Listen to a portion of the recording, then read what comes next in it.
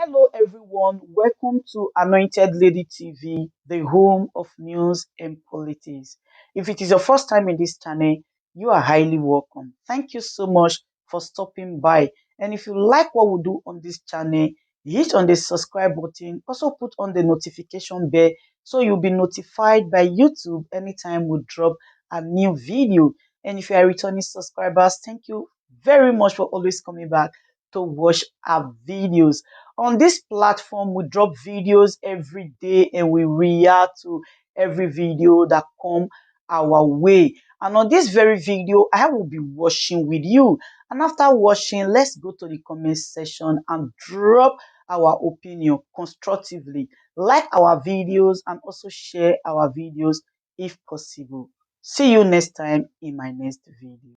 You are looking for those who voted for Buhari or those who voted for Gula. For me, they are birds of the same feather. And I think the recent APC convention proved conclusively that the APC and the PDP are two sides of a coin. So I don't know the base of your quarrel. Many of you also forget that when the cabal said Jonathan will not be allowed to govern the country, we went to the street. Were you there? Prof, led us in Lagos and Abuja to say there is a constitution. If the president cannot be found, the vice president must take over the country. Before the National Assembly people now brought out the doctrine of necessity. So please, you also must be fair to history.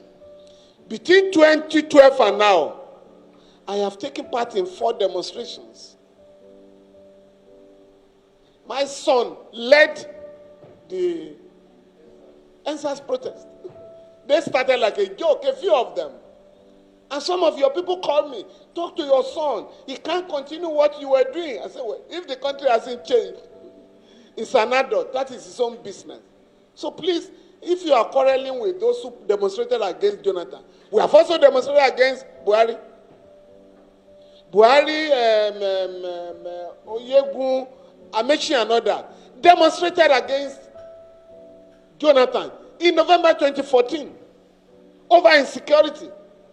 And when they now quarrel with those who demonstrate against insecurity, we have reminded them. Now, we are talking of protest. And I've said it publicly. Obasanjo did this. In 2003, Buhari and others had a protest in Kano. They were tear gassed. That was what led to the death of Shuba Okadibo. He inhaled, a lot of poisonous gas. Now, Buhari led the team that came to my chamber, and I've said this publicly. We have no money. Can you please help us challenge this law that requires us to get permission to demonstrate in our country? And I went to court for them. The police lost at the High Court. They went on appeal. We defeated them. We now have to remind Buhari, come. This was what they did for you. You cannot attack those who protest against your government. And I can tell you today, by virtue of Section 23 of the Police Act of 2020, it's now stated there. During protest, the police shall provide adequate security. So those are the things we should be talking about. What's my business with choosing between Jonathan and Buhari? And in any case, we are told now that they may end up in the same party. So why are you wasting your time about who voted for Jonathan or who voted for Buhari? Of course, people are bound to vote for political parties of their choice. And I'm a lawyer. You don't come to the public and discuss who did you vote for. It's a personal, private matter. But for those of us who are in the radical, terrain of our politics, there's no way you could have persuaded me to vote for either of them. Buhari detained me. So is that what I should be celebrating in 2015? Buhari detained me in 1984. Not for committing an offense, but for defending Fela. How can that be an offense? The Fela sang against them. Why can you be his lawyer? So what's your business with that? So please, those who voted for Buhari or who campaigned for, that is their business at the material time. Those who voted for Jonathan, is their constitutional democratic right. But please, leave those of us who are asking Nigerians to reject PDP and APC. Because it's only here. I say, oh, if I vote for Shewore, I will waste my vote. If I vote for Ganifa, I will waste my vote. So it is by voting for a criminal gang that you won't lose your vote. Please. 2023 is ahead of us. And I have challenged you guys in the media. Help us to challenge these candidates. Don't let them talk about religion or their ethnicity. Ask them, what is your solution to insecurity? How do we take 60 million children off the street? Prof is talking about slavery. How are you going to stop our young people, emigrating? Now, I am taking up a case, if you must know, in the Gambia. We have 59 Africans, including 9 Nigerians. We're going to North Africa, to Europe, via Gambia to North Africa. In 2005, that mad fellow, Yaya Jammeh, killed them, all of them. But we have to pursue the matter. A panel of inquiry has just brought out a report that it was Yaya Jammeh that killed those young people. We are now asking for his trial. The government will come out with his white paper in May. So we are not just limited here. So if somebody says, oh, why are you quarreling with those who are challenging the killers of Bola? I am challenging the killers of Nigerians I never met in the Gambia. Togolese, Ghanaians, 44 of them were Ghanaians. And the last time I was in Accra, I had to go and see the president. Are you just going to allow this thing? You are a senior lawyer, sir.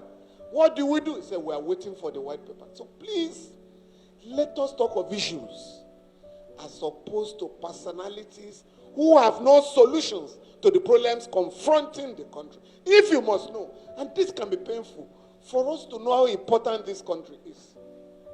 An election took place in the Gambia, and Yaya Jammeh said he was not going to leave. This will surprise you. The Nigerian Air Force, as part of ECOMOG, merely, I think it was the Air Force jet that flew over the presidential palace. The man ran out of the house and went to hide in a hospital, where he now phoned, I want to hand over. You're talking of the Gambia, talking of Sierra Leone, Liberia. Nigeria restored democracy in those countries. We are now saying in our own country, let us decide to say 2023, we are going to change the course of history. But if you go around looking for those who voted for Buhari in 2014 or 2019 or 2015, you are going to waste a lot of time and divert attention. I'm not part of this, your ethnic agenda. Oh, the enemies of certain part of the country voted for Buhari. No, I couldn't have voted for Buhari anyway. Because they were, for me, even those of you who say, oh, these parties are small. Some of us prefer to vote for those candidates. Because we also believe you can challenge the status quo. So please, let us now begin this business, of challenging killers of our people, of challenging slave traders in this modern era, of challenging those who are arresting and detaining people and making money every day. You don't know about that?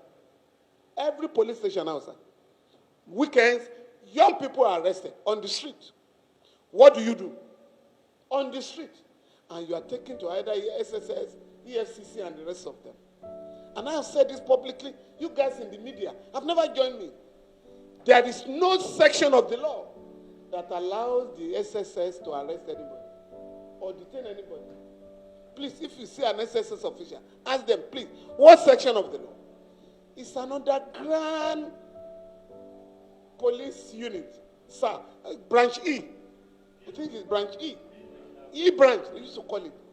If you get your information, you give it to the police. This is an underground organization. You get your information, you give to the police to process. But now they are wearing uniform, wearing mask in a modern society. So please, these are the issues to address.